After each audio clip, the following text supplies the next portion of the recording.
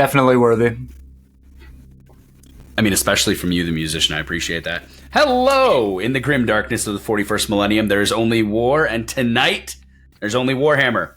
Welcome to the Tainted Hive, the first season of our Warhammer 40,000 Imperium Maledictum podcast. I am your GM, Brad, guiding our ragtag group. And with me today, we've got Justin, Eric, Mike, and Alex. So with that, let's jump right into the second episode, starting with a little recap of what you guys got into last time. Having been plucked from your homeworlds, you spent 2 weeks on Halakarn's flagship before he saw fit to release you to his duties. And calling you his acolytes, you were on a dropship heading into the atmosphere of the planet known as Vol. It's a hive world, and specifically you were heading towards the capital of Vol, Rokarth, a massive, massive hive city with 30 billion residents, and that's billion with a B. Halakarn gave you a little bit of information. You are heading to this planet to try to, and specifically to this hive, to try to track down the biochemical known as Gratis, something that he believes might be linked to some sort of heretical activity. He gave you your orders, a couple of leads, including looking around the Mudgate, speaking to a Vidame Gular who's at the Cathedral of Obligatory Modesty, and he also gave you access to a safe house if needed. As far as you know, the clock is ticking, and you have time to find this for your patron. Once you landed in the Mudgate, Quentin, the completely inconspicuous, and I'm going to constantly mess this up every session with how hard it's going to be for any NPC to ever see you, Quentin, was making his way through the Mudgate alongside Mordecai, trying to track and catch on to some of these people you saw doing these smaller, like, side deals. You know, you saw some kind of illicit dealings happening, but every time you get close, the person seemed to kind of fade into the crowds. Roderick and Dimitri, meanwhile, were kind of tailing a little bit behind when a individual whose name you still don't know smacks into Dimitri and takes him to the ground and begins to apologize profusely, just proclaiming how he is innocent, how he's being falsely accused, and how you need to help him. Jumping to action, Dimitri, you took your spare set of robes out from the Adeptus Administratum that you have procured and threw them over his shoulders and managed to succeed to kind of stealth him away. You think that you're kind of getting away very easily. And Roderick, you decided to pivot on your heels and go address the Arbites, who in this area are called the Macharian Vigilites, and the Arbites, again, being the police force of the worlds. So as we open on today, as we open on to session 2, episode 2 of season 1 of the Tainted Hive, Roderick, I believe you were in the midst of a babble check trying to just spout off to this woman whose name was Petronilla, all kinds of facts to just tie up her time and bide her attention.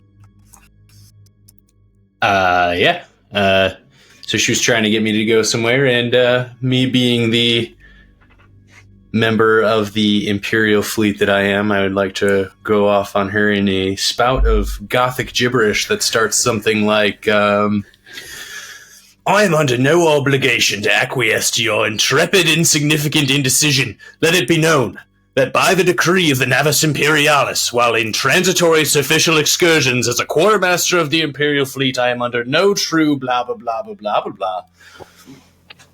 Very fitting.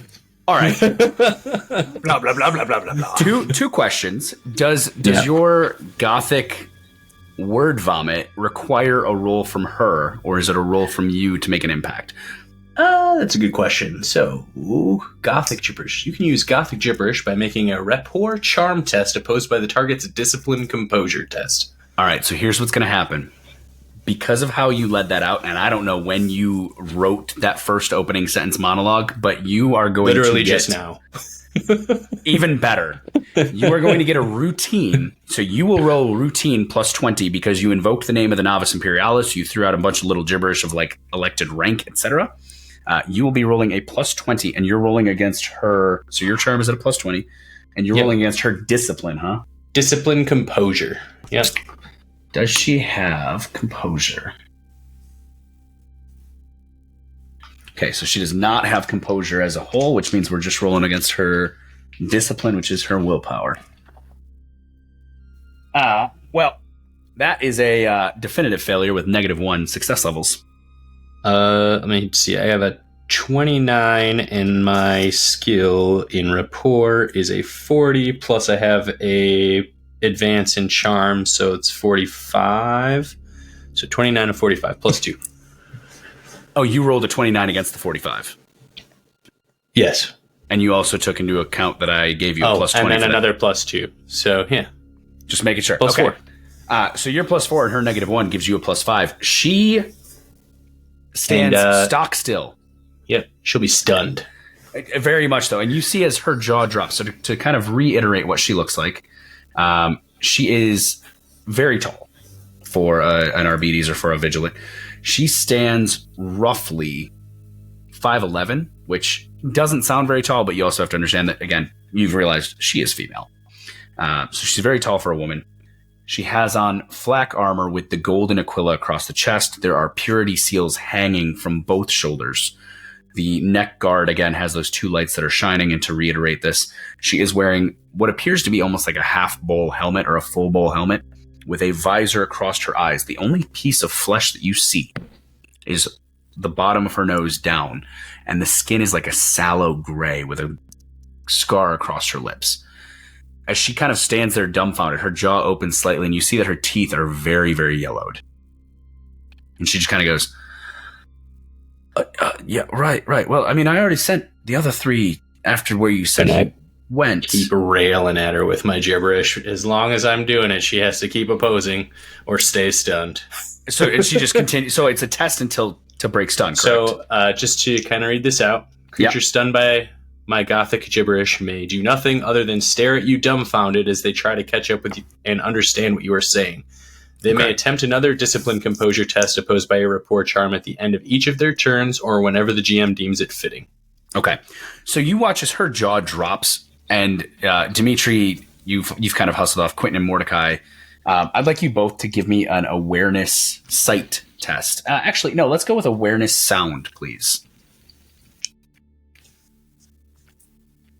And so again, you're going to roll against your awareness unless you have any advances in the specialty of sound. +0? +0. Okay, Quentin. No, is +0 the test we're going with? Yes. Yeah. Everything is challenging unless I tell you otherwise. Okay. So that's going to be a -2. -2. +1. +1. So Quentin, you don't notice this and you kind of continue on your way, but Mordecai, you are all of a sudden caught by your compatriot of the last 2 weeks, Roderick Wrangler, and his voice booming above the cacophony of half-tracks and cranes and ship bursts and all these other noises, the hubbub of people even. You hear Roderick's voice ring out loud and clear, and he is invoking all manner of Imperial fleet speech. Do you turn or do anything?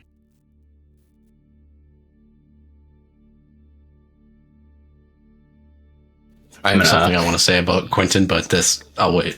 Yeah, let's wait for Alex to get back here. I'm going to mark that clip right Can you hear me now? And we can hear you. There you are. Okay, so Alex. So as soon as you said Mordecai. Yep, I noticed.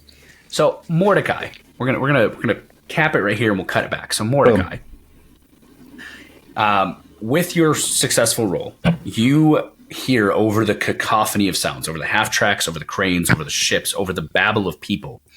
You hear Roderick's voice, your compatriot of 2 weeks, ringing loud and true, splewing, just absolutely like just spitting out Imperial fleet and Imperial articulated language, like high-end language. I am under no true compellment to deviate from my current purpose to indulge your boondoggle love a mission.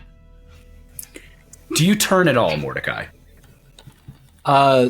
If I recognize it as his voice, I'm going to kind of side eye to make sure he's not like getting himself in trouble.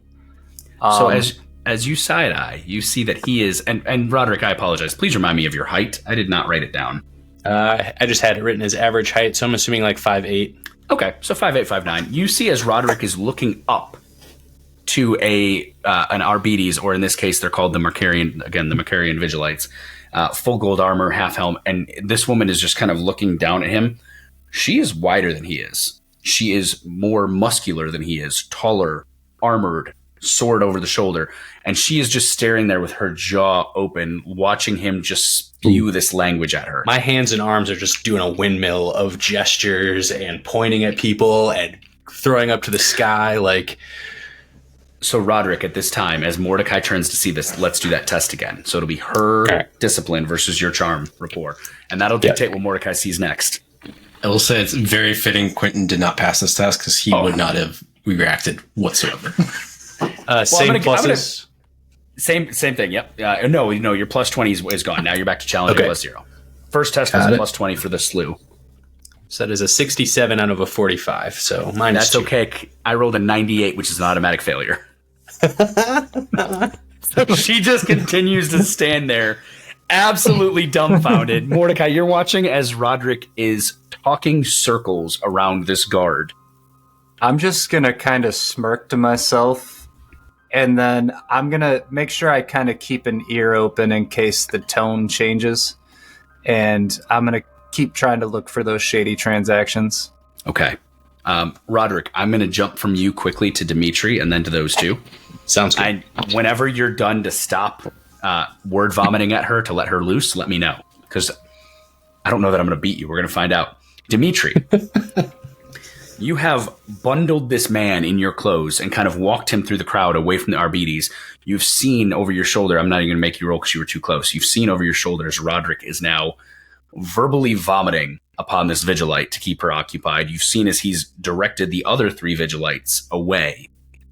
You think you're about as in the clear as you're going to be. What would you like to do? All right. Once I see that we're out of harm's way and the guards are gone, I'm gonna pick I don't know if there's a corner or if there's a large stack of crates I can kind of peel them behind. You're not going to find a corner because the mud gate is very much almost like semicircular. Just huge amounts of that, but you will find stacks of crates that you could easily kind of tuck behind. Yeah, I'm just gonna pull them aside once it looks like it's smart to do so, and I guess what's he doing? Has he shut up at this point, or is he still running his mouth? As you bustled him away, he shut his mouth. He realized that you were trying to help him, and you caught on that he just kind of bit his tongue and went with you to get to safety. All right, I'm gonna take every bit of my size and manhandle him around to face me. Okay. What are you running from? So as you look at this man, he is in, again, those voluminous robes that I kind of detailed last episode. They are a faded navy, almost gray in terms of color leach. And all of the trim has kind of faded away. It used to be a white, now it's kind of dingy. He himself is very emaciated. He looks to be in his late 40s with graying hair, a scruffy beard, kind of like scraggly but scruffy. And the hair on top of his head is combed over to one side, but it's at that point where you really should start to shave your head. There's just a few wisps that he's kind of combing over, and you see as he nervously reaches up, wipes them off, and flicks the sweat from his hand as he does so. And he looks to you and he goes, my name is Aragon. I do appreciate you saving me there. I don't know quite what I can answer for you, but I'm happy to tell you what you'd like. You speak of running, of accusation. Oh yes. I was falsely accused of of moving goods, we'll say. Smuggler? He looks around. I grab his chin and bring it back to right in line with me. Not so loud. You see as he grabs one side of his cloak and he kind of pulls it open, he goes, I don't know exactly what this stuff does, but the gangs sell it cheap and the laborers are buying it. Hang around any of the manufactorums and you'll probably someone looking unusually woozy, maybe a little happy. That's the tell. So when he pulls his cloak back, are there there's vials of what appear to be a drug. All right. As he does this, I'm going to kind of give him the shushing motion, and I'm going to pluck one of the vials. This payment. And I'm going to put that away in my pocket. not even asking permission. It's just happening. Roll me a rapport. Is that going to be rapport? Let me ask this: are you trying to charm him with this action, or I'm assuming intimidate him with this action? Neither. It's just I'm doing this as though it's as normal as breathing. Just okay. I rescued. It's part of the It's the final part of the transaction. I got him away from the guards. He starts talking. Not so much interested in that, but then I see he's got something I'm interested in, and I take it. Okay, go ahead and roll me a rapport charm check, or haggle if you have advances in either for specialty. Otherwise, just rapport. Oh boy! And it will be opposed by his. He'll oppose it with his discipline. Let's see. This guy wants to get his ass kicked in the streets. All right, how'd you do, Dimitri? -2. -2. So he has a -1, and as you take it away, he kind of squirms. He goes, "Hey!" And looks again. He's with his head, his chin in your hand. He's kind of turning, and he's going, "Look, I can't give it away for free. I can give you a very good discount. I still have to pay who gave it to me." All right, cool. As he starts to bitch about not paying me for saving him from getting arrested, I'm going to start taking my cloak back, and I'm going to make to yell for the guards. Okay. And see what he does. Okay. All right. I'll find the solars for that one. It's for you. I'd also like to look around to see if I see any of my compatriots anywhere. I'm not going to make you roll because they're not far. You can still see Roderick. Roderick, have you stopped orating yet? I have this final thing to say before I do, but yeah, I know how I'm closing it out. So you still see Roderick orating for now, and Mordecai and Quentin are not far away as well, trying to look into crates of things that are happening. Okay, I'm gonna turn. What was this guy's name again? Sorry, he hasn't. You didn't. He hasn't given it. All right, you never asked him. Not necessary. I'm gonna turn back to him. Enough words from you. You speak to mouth now. And I'm going to shut him up and wait and try and rendezvous back with Roderick. Okay. Before we jump to Roderick, Quentin and Mordecai. Yeah. You were approaching crates, trying to find your way into them. Quentin, I know you are currently, for lack of a better word, obfuscated, I think. Just hidden with your psychic powers. Yep, which I actually realized between sessions. I failed at the number. I should have calculated it differently. It should have been 10 instead of +9. Hey, Eric. Fuck you, Eric. No, fuck you, Eric. It's probably the one and only time I'm going to get you with one, and it's because you undercut your own numbers. All right. Yeah, I did. I failed. Well, it's okay. So your actual test is a +6 currently, correct? My actual test is a +9. So you had a 5, right? Yes, but it's saying +40. You forgot one, which would make it 6. Yes, and then +40 would have been. Here's the thing about the +40 is you have a +40 to make the roll, but everyone has a +40 to test against it. Or is it just your party who have that +40? That's the part It's everyone. So at that point, the +40 to the +40 is just a wash, in my opinion. But in theory, it does give you a 10, so that does matter. So you're at +10 success levels to stay nondescript, out of sight. Yeah, and he is basically looking around at crates, looking for people potentially doing some deal, and he's also trying to listen while he's walking around for people talking about something that might be fitting. Roll me an awareness sound test. Mordecai, you have not interacted with Quentin yet, so you don't know where he is because he's still hidden from you. So my question would be, what would you be up to while he's doing this? And Quentin, how'd that go? +3. +3. So as you are listening around and you're trying to kind of catch the vibes, you step away from Mordecai and you begin to drift your way through the people, listening for any kind of notices as to what's happening. You don't hear anything relating to Gratis, drugs, illegal transactions. Most of what you hear is people saying how they're utterly exhausted, there's not enough food, their shifts are too long.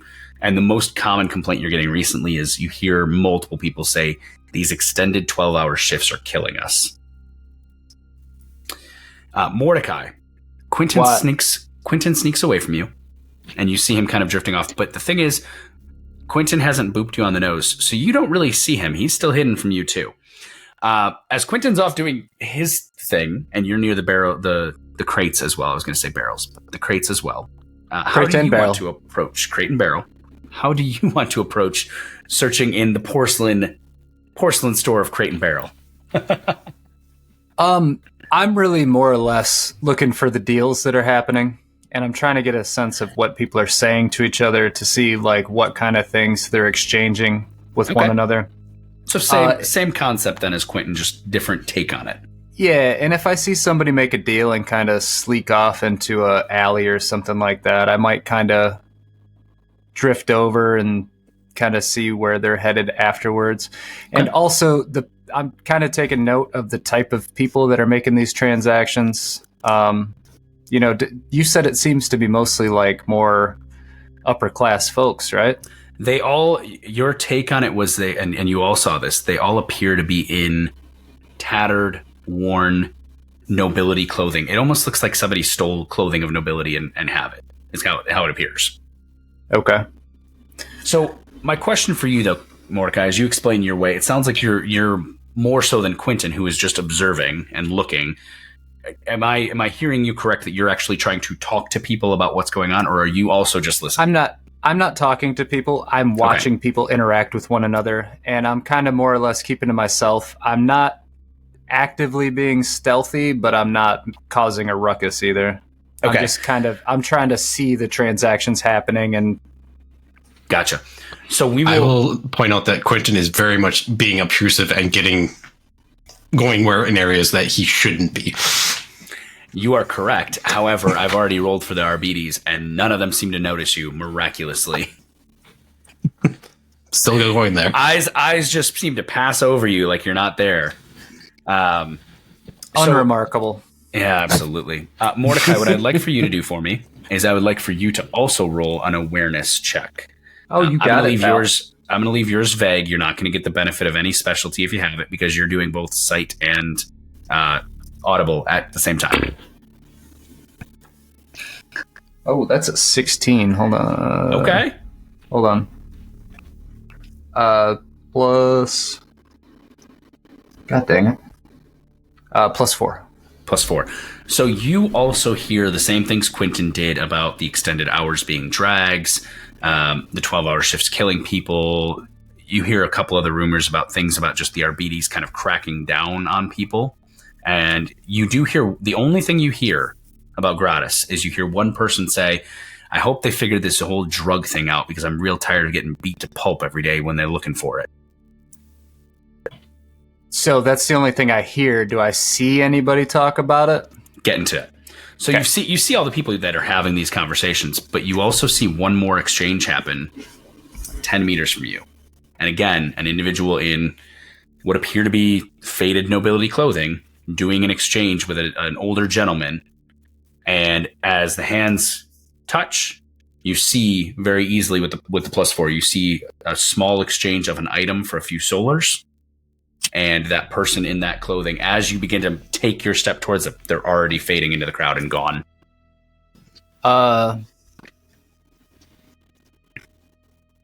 But you do see who made the exchange. So I will kind of slink over towards the person who made the exchange and just kind of linger nearby, kind of looking at items and moving around, but I'm going to keep an eye on them. Okay. All right. That brings us back to Roderick Wrangler. So how do you want to close out this stun and let her go?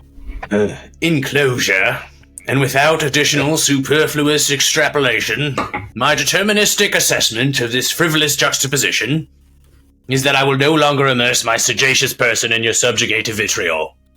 I recognize your abdication of interest in my personage and wish you grandiose success in your future endeavors. Good afternoon. I said good afternoon. I was trying to choke down a laugh long enough to ask, did you just hit me with the I said good day? It sounded Sounds like Alex heard the same thing. Yeah. Well, I believe distinctively said good afternoon. That was believe impressive. based on the new Will Ferrell Christmas movie, good afternoon actually means fuck you. It does. So, Wait. Hold that real quick. We have to break immersion real quick. There's a new Will Ferrell Christmas movie. well, it was last year. Ryan Reynolds. Ryan Tell me Reynolds about it and, later. If it's got America and Canada's It's- fucking it's 10 a- and Will Ferrell in it, I need to watch it. It's a Christmas Carol movie, basically, like the Ghosts of Christmas Past. We'll get to it. Present, whatever. Yeah, we'll chat. We'll chat after, because now I know what I'm watching this week. So, Roderick, you managed to stun this Vigilite I'm dipping Or- before she unstuns. for minutes, and then you dip away. And as you dip away, I'm not even going to make you roll. You see Dimitri kind of like... Dimitri, I'm assuming you're waving at him, like waving him over. Oh yeah. Yeah, I don't want to split the party too bad. I was going to say, you guys are running me ragged here. 4 different people doing 4 different things. We're going to get it. Split. Splitting the party is always a great idea. For those of you at home listening along, if this is your first ever tabletop RPG, listen and you've never played, always remember, split the party. Always Do split it. the party. When in doubt, split the party. As the GM, when in doubt, you should absolutely pick up that cursed object and split the party. Not only pick it up, I'll put say it out. yeah. Fuck you, Brad. All right. So, Roderick, you make your way over to Dimitri, and Dimitri has this emaciated 40-something-year-old man. He's kind of looking, his eyes are darting around very nervously, his scraggly beard. And as you step up, you see as he again runs his hand over the top of his head through the few wisps of hair that are there. And it comes just with a sheen of sweat, and he's kind of flicking his sweat off and wiping it on his clothes. Excuse me. I do appreciate you both saving me, but I don't want to be around if the Vigilites keep coming. Can I go? No, you speak to mouth now. And I'm going to gesture him forward to talk to Roderick. He looks to you, Roderick, and you see as this kind of sallow-skinned man looks to you and goes, does he always refer to you as his mouth? The glare. mouth, capital T. I glare at Dimitri. I'm like, you've been talking about my mouth. You got something wrong with it? You speak funny words. I speak what I need to speak. Have we got any answers out of this one yet? I'm going to look at the old man. Older man? Is he an older man? He's Okay. older. He's definitively about 40 to 45 standard Terran years. Gray hair, thin, not super tall. Okay. To answer Roderick's question, I'm going to push him forward, and I'm going to open up his cloak and point right to his bandolier of drugs. You notice on the inside of his left cloak, where his coat opens, there are 3 lines of vials, and there are only 8 vials of a purplish liquid substance within these vials. Okay. Well, what have you got to say for yourself, sir? Well, I have to say that your friend took one of these, and I'm going to be in very No, deep shit. I said for yourself, not for my friends. Yes, that is for myself. If I end up in deep shit, I'm a dead man. If you don't start talking a little bit, you might be a dead man too. Dimitri has got a short temper, right, Dimitri? I kind of give him a little nudge. If I walk away, there's no telling you what he'll do. Both of you give me whoever has a higher rating of it. Give me a presence intimidation test. So before I do this, and at Roderick's prompting, I'm gonna hike up my my bandana a little bit and flash my brand at him. Yep.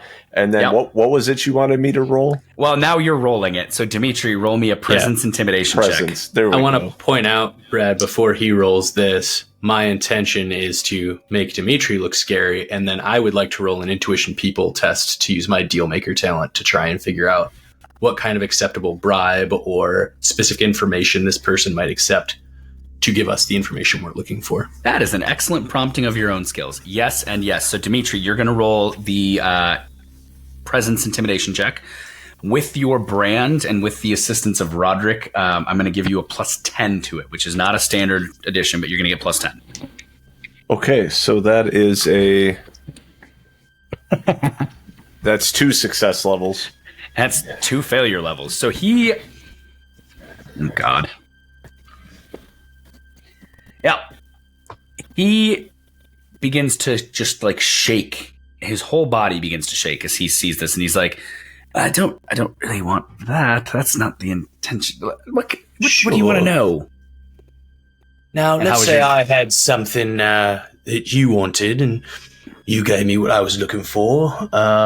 Intuition people. What do I have going on there? So I have... Intuition is a 50. People gives me another +5. So that's 55. I got a 67. So... Okay, so -1, but Yeah. I'm gonna give you +1 success level for Nice. you two having saved him from the Vigilite. So you'll have a temporary influence boon of +1 with this guy. Okay, cool. So you can add 1 to that, which does that make it a -0? So 67 to a 55. So yeah, it's still a negative -0. zero. That's okay. Better than But still. -1. He looks to you and he kind of licks his lips heavily and he goes, right, look, I mean, And to be clear, I'm trying to glean this by my intuition, not necessarily by what he tells me. So yeah. So he licks his lips and he goes, look, my name's Aragon. I just run a humble moving and shipping business here. And Roderick, you can tell he's Aragon? actually... you ever been a dragon rider? That sounds like an awful familiar name. God damn. What? Long way out. In retrospect, I should have renamed this NPC when I read his name, and I didn't even think about that. No, it's I great. mean, Keep it going. GW does have a line of those models, so Oh, man. it's not that far afield. So you're trying to glean what he needs to kind of what he would use to as lubricant to kind of get the information, and you're catching that he wants to tell you a couple things. He's willing to share answers. He mostly just keeps looking at Dimitri, and you can see like he's glancing from his coat to Dimitri. The biggest thing you're catching is that he kind of seems to like not know how to interact with you two because Dimitri took his product that he then owes someone money for. So he's trying to you can tell his brain is trying to work out what he needs next, and he's not sure. Okay. And noting that, I'm going to lean in a little closer. I'm going to put my arm over his shoulder. I'm going to drape it in and be like, come on, mate. Talk to old Roderick. Tell us what you need. I can see you're nervous. Don't worry about Dimitri. And honestly, I need the Gratis that he took back because I have to go sell it or else the knives are coming after me. Yeah, but tell us about them knives. But, all right, you didn't hear it from me. Of course not. Yeah, you didn't I hear it already from me. forgot your name. The Valathi knives are running this game. Think of me as a independent shipping contractor.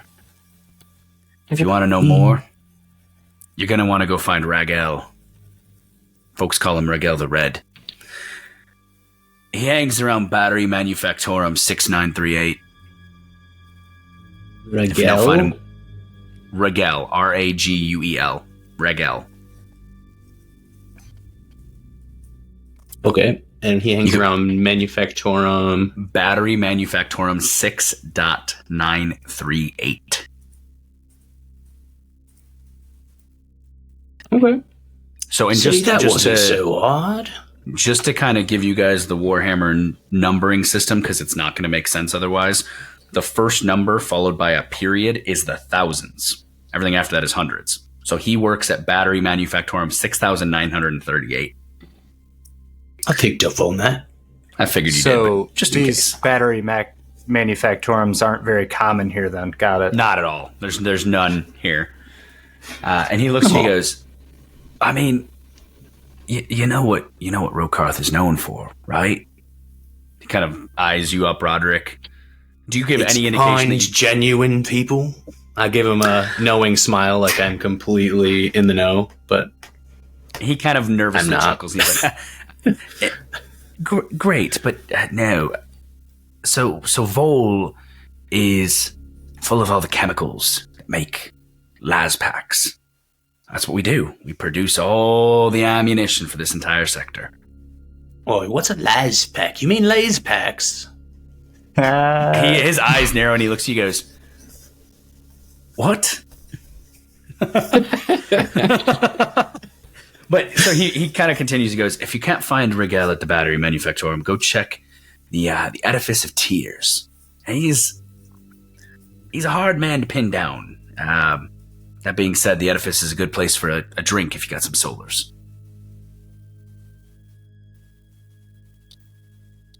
I do fancy a drink, thank you. And he looks at you, and he looks at Dimitri, looks at you, and he goes, I don't really want to end up in the gutters. Can I have the Gratis back? How much to make you whole for the Gratis? 25 solar a pop. How much to keep you out of the gutters, mate? 25 solar. You're not catching me. Remember, I didn't tell you this, but the knives run it, and if I don't pay the knives, I end up in the gutters. What do we think, boys? Do we actually need this Gratis? Right now, it's just you and Dimitri. Mordecai and Quentin are somewhere else. I'm going to look around and be like, where the hell did Quinoa go? So before I give if we're going to give it back to him, I would like to use my diagnostor to try and reveal any illness or diseases from this vial. Sure. Can I do that? Yeah, I mean, you can. You're going to run your diagnostic tool to see if the vial is full of pathogenic material. Absolutely. All right. How long do you have to give or take? Yeah, how long does that tool take? I'm looking it up right now. I'm looking. Let's say for the sake of brevity, the diagnostic takes 5 minutes. Just to, we can correct that in the future, but for now, let's call it 5 minutes of time. That sounds like a decent time frame for a diagnostic to run. I don't think I can. It says disease in a human. So then no. Yeah, that's not what you're testing here. There's a simple fix to this. Ingest the drug and then test yourself. Wrong character, Alex. My bad. I'd be down. I'm gonna. Do I have any idea what Dimitri is doing right now, or is this just entirely a Dimitri thing? I'm scanning it. I'm just failing. He's just looking at it and not figuring it out. Do I get the sense that he needs it in a person? Do you get the sense that he's what? That he needs it. I guess. Do I get a sense that it needs to be a person? I mean, I would assume you would understand what a diagnostic tool does. Right, so yes, you would know. Here. This does not work. Here, you drink. And I'm going to give it to, what's his name? Give it back to Aragon? Aragon, yeah. Aragon, have you had this in the past? Have it had the product? No, I don't take it at all. I've been selling it for a couple of years. No, years isn't right. How many cycles has it been? And he thinks. And he looks down. You see him kind of like calculating in his head, and he goes, and like it's very obvious he doesn't know what day it is. He's just like, a while. Here's the rub, mate.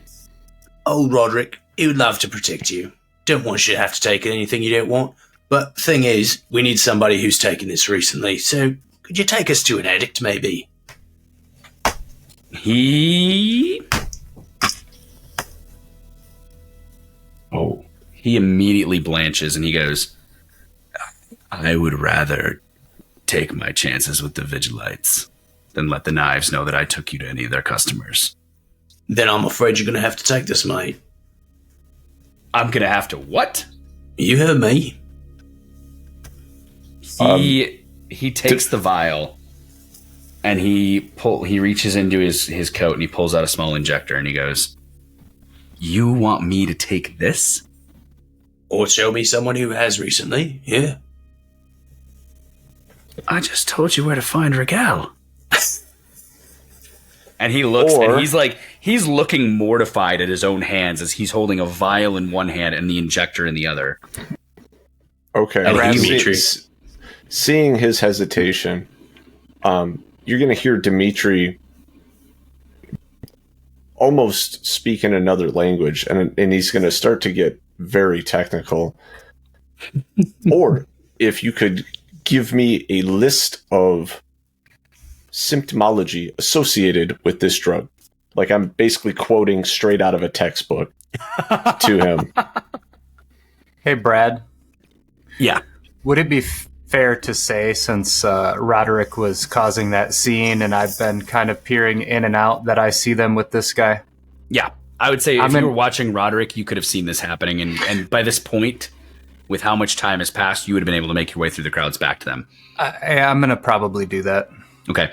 Quentin, so I'm gonna do it in a way that this guy they're talking to does not notice me, though. I'm gonna kind of come up behind them and just drop in. Okay, then you need to make me a stealth check, my friend. Sure. And if you have stealth urban, use that specialty. I have move silently as a. I'll allow that. That's fine. Okay. And you're going to oppose against him and his awareness. So that's 669. Nice. Nice. Yeah, that's a -1 though. So not as nice as I'd like it to be. He, surprisingly, I finally rolled well. He does beat you. So as you attempt to kind of move silently up to the side, his nervous, flitting eyes as he's holding this vial and this injector, he sees you and like just locks eyes with you. And we're going to come back to that in 1 minute. Quentin, you are now like way off on your own, my friend. What are you doing? Still doing exactly what I'm doing, just kind of snooping and prowling and just like getting into areas I shouldn't be. Okay. Your discretion and your discovery at this point is you're realizing that you're just kind of coming across the same thing. You're coming across foodstuffs. You're coming across promethium, multiple cases of crates upon crates upon crates of las packs and las guns getting ready to leave. If I'm not finding anything that would be relevant to what our mission is, Quinton would start getting very frustrated and start huffing and puffing about it, and then starts like having his psychic things go a little bit haywire and like looking to like say, screw it, and he's gonna like, all right, I need to go find the party. I need to go find these people because I can't do this. And he starts getting a little flustered and like unable to control himself. But at the same time, because he's rambling and no one can really see him with the psychic static on, he's just rambling to himself. You guys seems like such an anxious fella. It's pretty fitting for a psyker. Psykers tend to be really mentally unstable. I'm not gonna lie, I kind of love seeing Eric play a mentally unstable character for once. It's pretty great. He's on the edge at all times. All right, so Quentin, you realize after it's been about a half hour of you guys searching at this point with the interactions you've had. At this point, your frustration sets in. You realize you're not getting anywhere. You make your way back. It'll take you about 5 minutes to catch up, but we'll say that your circuit back started similarly the same time Mordecai noticed, so you'll all kind of come together eventually at the same time. Okay, so I'm coming to the party now?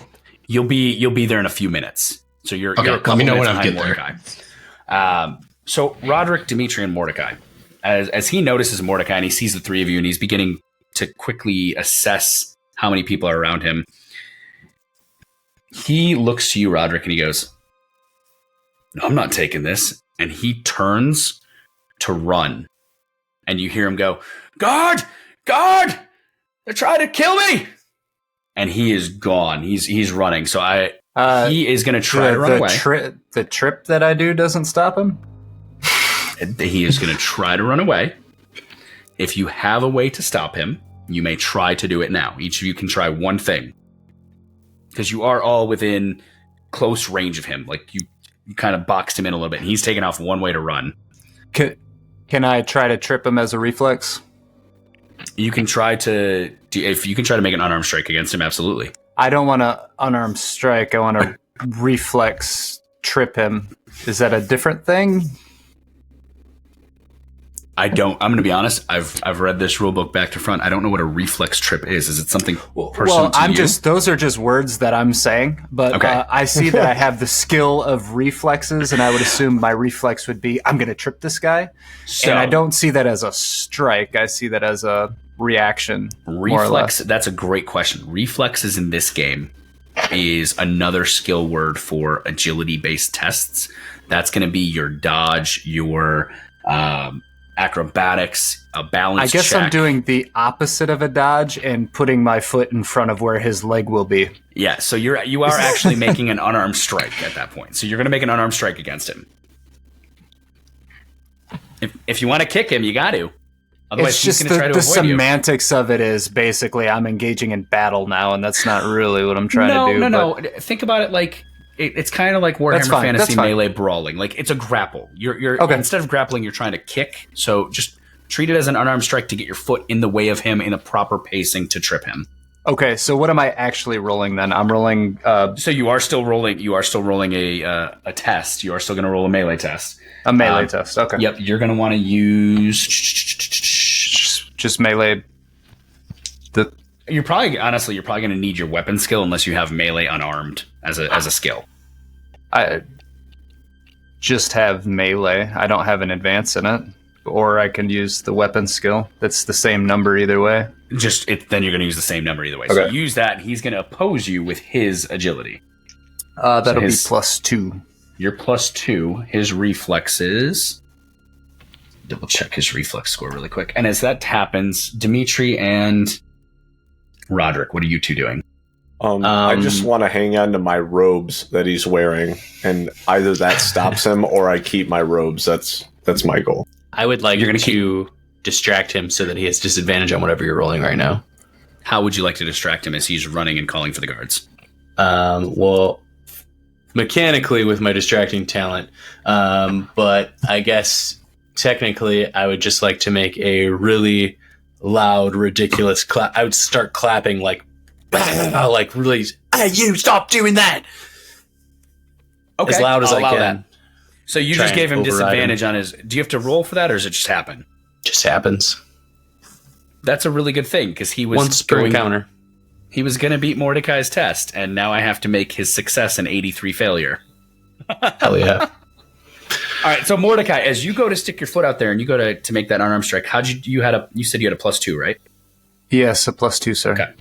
I'm going to guess based on the knowledge of what you've told me that you're not really looking to hurt the guy so much as stop him. So we'll call it a non-damaging one wound kind of event.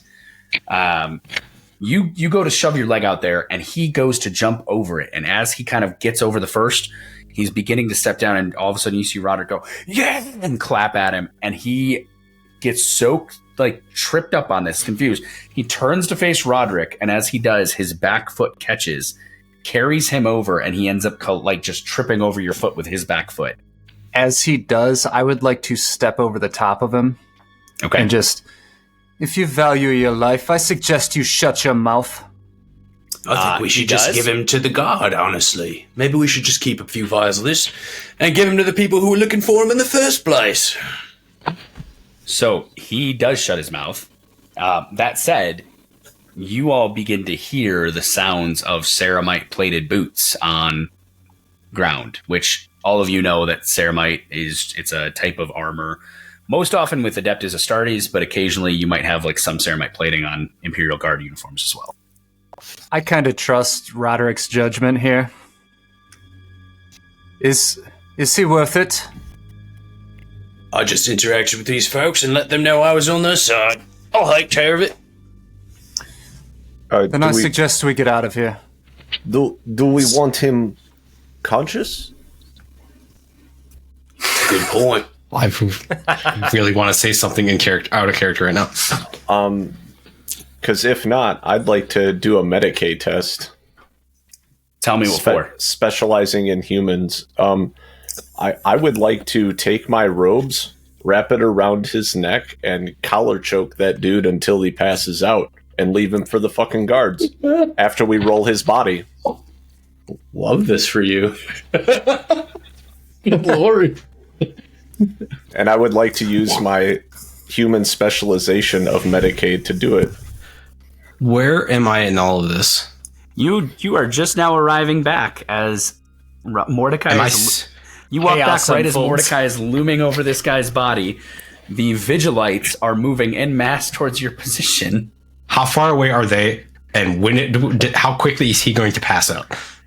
They are... So that's a really good question. You would know that the Vigilites are under a minute away. Dimitri, if you knew that time frame, you're not going to make a man. Well, you might make a man pass out in under a minute. You can can smash make him. somebody You out can in, blood like, 10 choke a man seconds. out in a couple You seconds. can I'm choke just a guy out in saying. about 10 It's quick. seconds, Can Seeing this, confirm. and I'm showing up, I'm going to say, do we need to find out information from this guy? I'm turning to Roderick when I say this. Well, he gave us some, but if you got more, it wouldn't hurt. I cast mental interrogation on him, and I'm pushing this power. What? Okay, hang on. Roll. And First off, is he passed out yet? Because I get no. advantage on this. Dimitri has not passed him out yet.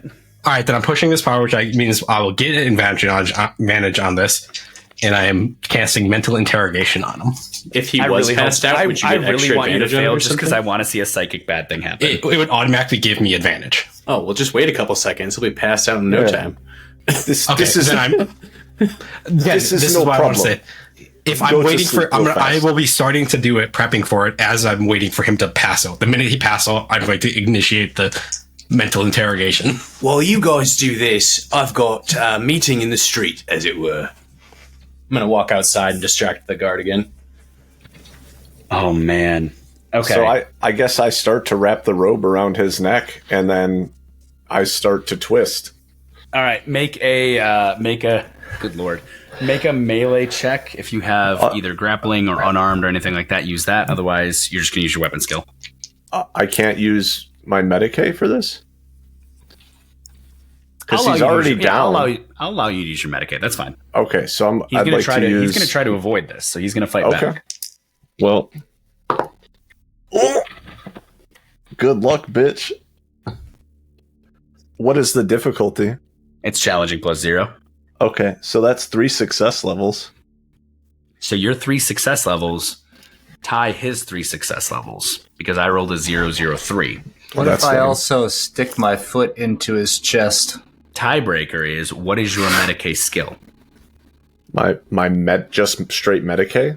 Yep, because that's what you're using for this test. What's your Medicaid skill? Well, I'm using it, but I have the human specialization. Then use your specialization so total. so then 53. That beats his 35. You win. So Oh, that's cool. When you roll the same success levels, you then look at who has the higher base skill score to see who wins. So you're going to succeed, and he's pulling at it, and he within 15 seconds is passed out. Quentin. So I am actually going to push this. I read it slightly wrong. He will gain disadvantage on his opposition because he's unconscious. Perfect. As you do this, This first poor and foremost, remind me again. What are you using? Which Mental interrogation. and which subclass of psychic power is that under?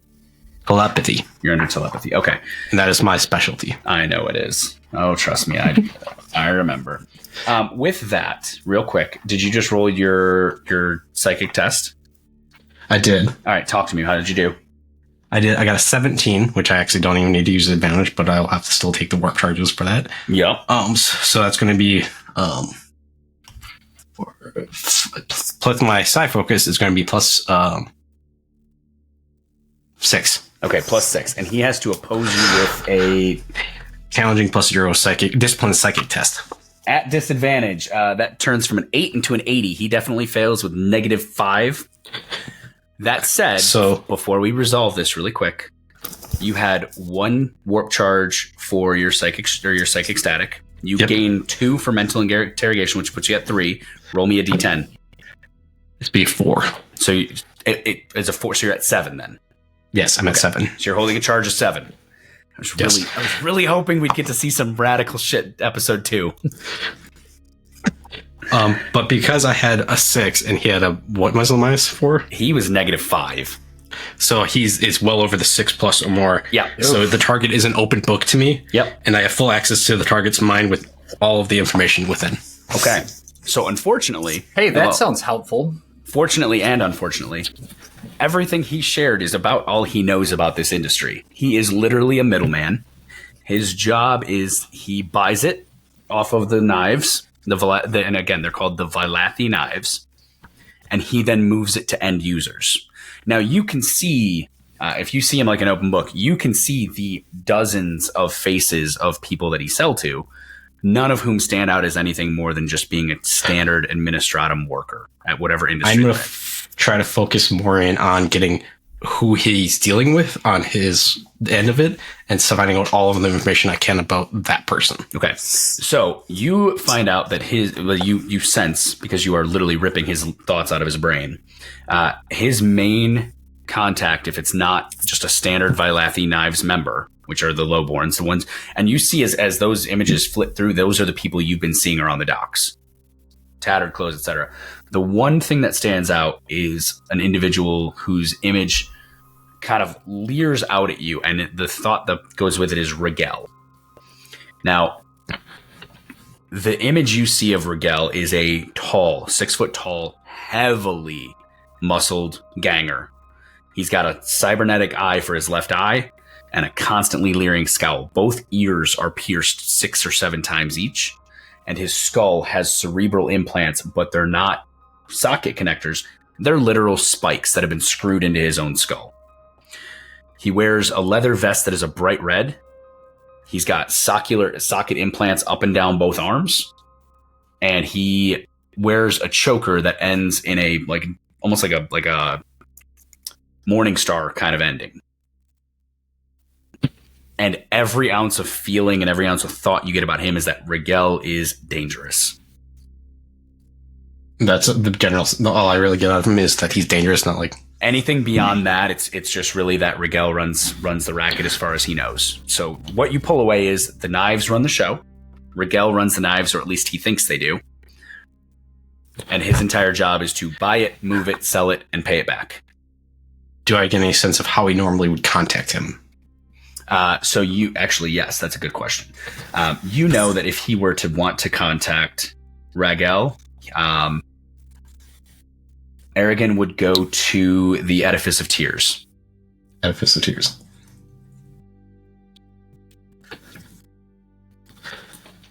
All right. If I'm gleaming that I can't get any more information that would be helpful as far as the investigation, I would break the connection and forcefully, not gently, sever the connection with his mental mind. So you break the connection, and as this happens, right as you're letting him go, the four of you see as... I went out into the street while they were doing that, by the way, and I was intercepting the guard. Oh, you're intercepting the guard. Okay, go for it. Yep. I just want to stall them long enough, so I'll get in front of them and I will hail them. And as they get closer, is it the same woman I was talking to before? Oh, yeah. Okay, I'm going to hit her with some Gothic gibberish to stall them a little bit. All right, let's do this poor again. Bitch. But in a good way. I'm not attacking her in any way. I look very happy to see her. So Gothic gibberish, she has to oppose you with her... discipline, composure, and Yep. rapport charm. So that is a 39 of... What is my charm? Yuck. Rapport. So that's 45. 39 of 45, so +1. She also has a +1, but her discipline is higher than your babble. So this time... Are you sure? Her discipline's 50. No. So it is. Yeah. So this time... Because Brad didn't roll 80s this time for all of her She can tests. choose to be delayed if she likes what I'm spitting down, though, right? Doesn't have to be. She could choose to be delayed. But so as you try to delay her, she looks to you and she actually snaps off a very crisp and quick salute and says, "Sir, happy to chat with you, but please walk with us." And she actually kind of grabs you and moves you with her in a deferringly polite way that says, you're not in her arm of the military. She does acknowledge that you are military, but she doesn't actually report to you. And at this point, she's doing her job. And she has started to guide you with her as you're all walking towards your crew. Okay. As I'm walking with her, I would like to say that I have made the ebullient decision to contact your supervisors to commend your transcendentally for your I can't even fucking say half these words. Circumlocutional partaking in this fortuitous occasion upon which we have subdued a pernicious practitioner of the besotted member of the infractional scum of this great hive. I assure you personally that your leadership will never, in their luminous existence, have heard such a mellifluous syntax, but the boisterous demeanor of this deluge of phonetical deviations will hoist you into a most advantageous position in your prodigious profession. That is to say, well done, and if you'll come with me, your efforts have resulted in my capturing of your criminal. Prodigious. You just high gothic fucked my brain. God damn. Seriously, like, okay. Some big words. As you say all of this, actually, as you say all of this, you see as she's following you, but at least 5 of those words, she kind of just goes and looks very put off. But as you mention that you've caught her criminal, there is a demeanor change. What I would like for you is I would like for you to roll an intuition check. Now, just to kind of clarify this for all of us, because we all come from D&D. Intuition in this game is intuition in this game is how intuition should be to make sense. So in D&D, you've got insight, right? Here you've got intuition. Intuition is the equivalent of insight. You're looking for the subtle changes in a person's demeanor compared to awareness, where you're looking at like overt visual changes. Right now, you're trying to read the change. So I would Is this intuition people then? It would be an intuition people, yes. Okay. That is a 6. And that would be intuition is a 50, people is a +1, so 55. So okay, beautiful. Plus here's 5 what happens. plus, yeah. Yeah. It's not opposed. I just wanted to see how you did. Yeah. The entirety of her demeanor changes when you say you've apprehended her vigilant. The shoulders square. The jaw sets. The slight smirk turns to a scowl. And the stun batons at all 4 of their waists come loose and are immediately flickering with power. Yeah. They walk over to all of you and they see this man on the ground. And you see as Petronilla, for all of you, again, 6 foot, armored, purity seals. And for those of you who don't know what a purity seal is, for the listeners back home, for the 4 of you here, purity seals are a very Warhammer item. It is strips of parchment that are often found on the Adeptus Astartes or the Space Marines with their oaths of moment or their other oaths to their, not only their chapter, but also the Emperor themselves. They're often seen as like actual script of prayer that is stamped to armor. And you see that she has on each breast coming off of her shoulders, like towards right where the epaulets would be or the pauldrons would be, the wax seals with the skull set with parchment hanging, and every one of them are written in low Gothic script, and you see that they are prayers to the Emperor and litanies of devotion. So it's very obvious that she is a devout person. And she steps over to Aragon, and she kind of stands above his body. And you see as she looks at all of you, and she sees that he's a little unconscious, and she snarls, grabs him by his coat, and pulls it open and sees... possession of an illicit biochemical. Gratis, I believe. Hey. Boot to spine. And Aragon kind of just goes, oh, and he wakes up and she goes, you are in violation of Rokarth Interdiction 9-4 Beta Subclause 5. By the authority of the planetary government, Governor Castix, your sentence is summary execution. And she reaches down and grabs him by the back of his neck and lifts.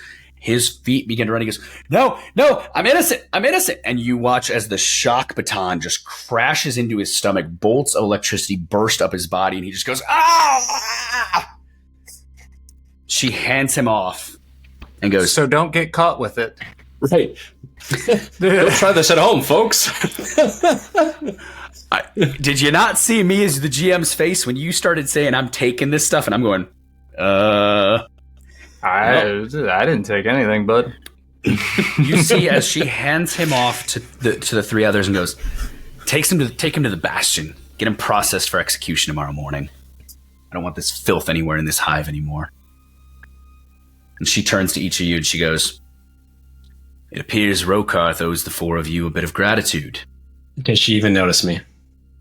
It's a really good question. What does she have to beat? +10. I don't think she can beat a +10 unless I roll a 0-1, but let's find out. She has a +40 on her thing, so maybe. Oh, actually, with a +40, maybe. Hang on, I didn't roll terribly. Oh God! And she's got to beat. It's her discipline, yeah. Let me double check that. No. Awareness, any. Awareness, any. Oh God. No. Despite her awareness skill, +6 does not get me to a +10. She has no idea you're there. But so let's retcon that. She goes, "It appears Rokoth owes the three of you a bit of gratitude." I would like to bow respectfully. Being the brown noser that I am, you have done a very good job apprehending him. We were happy to be part of your success. I look over at Mordecai and wink at him, like, now you're picking it up. She actually looks directly to you, Mordecai, and she throws the sign of the Aquila to you. And again, this is probably a new thing for those of you who don't know Warhammer. The Aquila is the sign of the Imperium. It is a double-headed eagle. When individuals give the sign of the Aquila to someone, it's like a salute, but not as formal. It's just a sign of respect. And what it is you cross your hands like this with your thumbs pointed in. And they just put it on their chest. So she looks to you and she goes like this and makes that sign of the Aquila with her fingers pointed out and her thumbs crossed to you and says, "Indeed, I do believe that this is more your success, but we are always happy to get this filth off the streets. If there's anything I can help you with." Quentin to stand behind her going like this and just start flapping his hands. Yeah, What a dick. Mordecai, as that's happening, do you break as she makes this serious, meaningful gesture? Absolutely not. I am brown nosing and not paying attention to that dork at all.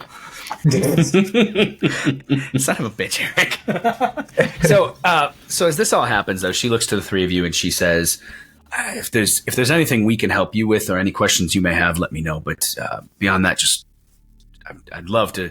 And she looks to you as she says this, Roderick. She goes, "I doubt I will see you three on my desk," but she looks immediately to Dimitri, and you see her eyes. Dimitri, you can see her eyes look at your forehead. Is your cap still up like it was to intimidate, or did you put it back down?